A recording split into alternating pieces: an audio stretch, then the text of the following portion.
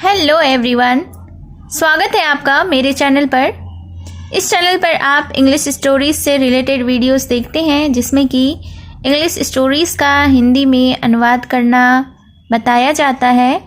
इसके साथ ही English stories को रीडिंग डालना और इंग्लिश वर्ड्स के करेक्ट प्रोनाउंसिएशन के बारे में भी आप इस चैनल के थ्रू सीखते हैं।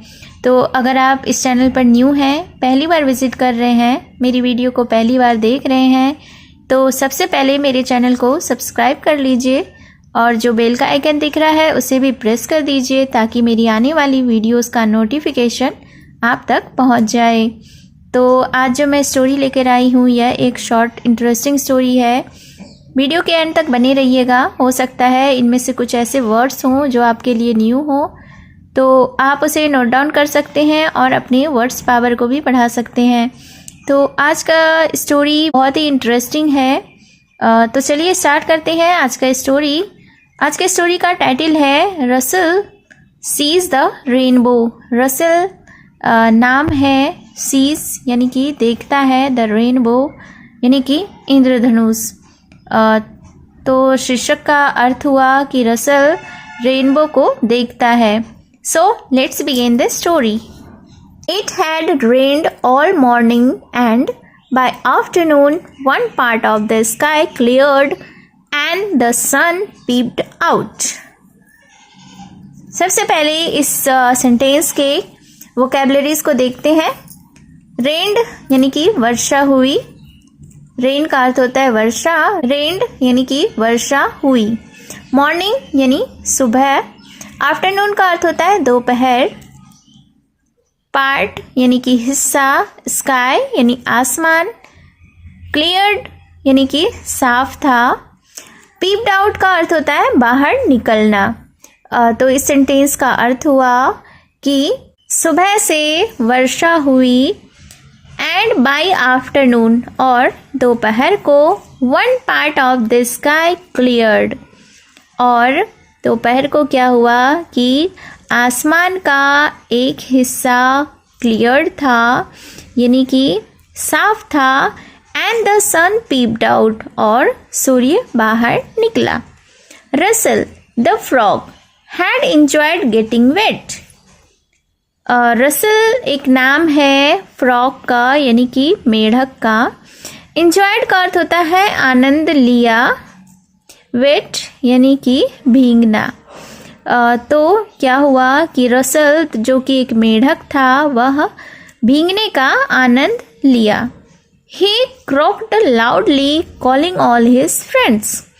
Croaked loudly यानी जोर से टर्राना। क्रॉक्ड का अर्थ होता है मेढक की आवाज़ को क्रॉक्ड कहते हैं, क्रॉक कहते हैं। तो क्रॉक्ड का अर्थ हुआ कि टर्राना, लाउडली यानी ज़ोर से। तो फिर क्या हुआ कि वह ज़ोर से टर्राया। कॉलिंग ऑल हिज फ्रेंड्स यानी कि अपने सारे दोस्तों को बुलाया। Snails, lady bugs, beetles, butterflies all came out. Snails का अर्थ होता है घोंघा, जो कि एक छोटा सा जीव है, कीड़ा है। लेडी बर्ड्स, बिटल्स यानी झिंगुर, बटरफ्लाइज यानी तितलियाँ, ऑल केम आउट। तो कौन कौन? स्नेल, लेडी बर्ड्स, बेटल्स और बटरफ्लाइज सभी बाहर आए। On the trees all the birds ruffle their feathers drying out their wings. Ruffled का अर्थ होता है फड़फड़ाना। फीदर्स यानी कि पंख। On the trees all the birds ruffled their feathers यानी पेड़ के ऊपर सभी चिड़ियाँ अपने पंख को फड़फड़ाया। ड्राइंग आउट देयर विंग्स अपने पंखों को ड्राइंग आउट किया यानी कि सुखाया। A robin cried out look a rainbow. फिर क्या हुआ कि एक रॉबिन एक ऐसी चिड़िया है जिसका कि छाती लाल होता है और उसका बॉडी ब्लैक होता है, काला होता है। तो रॉबिन चिड़िया क्राइड आउट यानी चिल्लाया। क्या चिल्लाया? लुक यानी देखो। अ रेनबो एक इंद्रधनुष। Everyone looked up at the sky except Russell. Everyone यानी कि प्रत्येक लोग, लुक्ड अप यानी ऊपर देखे, स्काई यानी आसमान, एक्सेप्ट का अर्थ होता है सिवाय। तो फिर क्या हुआ कि सभी लोग, सभी चिड़िया ऊपर आसमान में देखी, एक्सेप्ट रसेल यानी कि रसेल को छोड़कर। ही सेड उसने कहा, व्हाट्स अ रेनबो यानी कि इंद्रधनुष क्या है।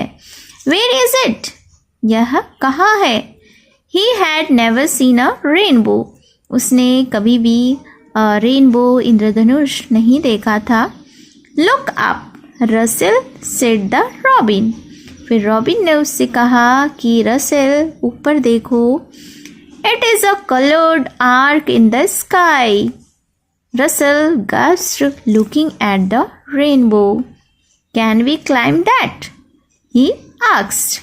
फिर उसके बाद क्या होता है कि जब रॉबिन चिड़िया ने कहा कि तुम ऊपर देखो रसेल, तो और फिर आगे क्या कहा, it is a coloured arc in the sky यानी कि यह एक रंगीला रंग बिरंगा आर्क है। आर्क का अर्थ होता है सर्कल के आधे हिस्से को आर्क कहते हैं। तो रॉबिन चिड़िया ने कहा कि स्काई में, आसमान में एक आर्क, कलरफुल आर्क बना हुआ है, उसे देखो। रसेल गास्प्ड का अर्थ होता है हाफना। तो फिर रसेल क्या किया कि वह रेनबो को देखकर, लुकिंग एट द रेनबो यानी कि रेनबो को देखकर हाफने लगा। Can we climb that he asked फिर उसने पूछा कि क्या हम वहाँ चढ़ सकते हैं। No laughed the robin robin हंसते हुए जवाब दिया रॉबिन ने कि नहीं।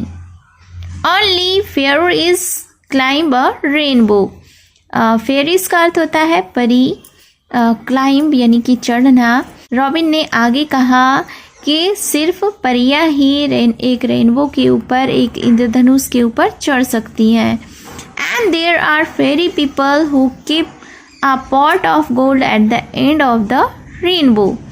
और फिर आगे क्या कहा रॉबिन ने कि देयर आर फेरी पीपल यानी वहाँ सिर्फ परियां ही हैं, परियों के व्यक्ति, आदमी ही हैं। Who keep a pot of gold जो कि एक सोने के बर्तन को लिए हुए हैं। Eight the end of the rainbow कहाँ पे लिए हुए हैं, एंड ऑफ द रेनबो यानी कि इंद्रधनुष के किनारे में। The rainbow began to fade and Russell said it's going.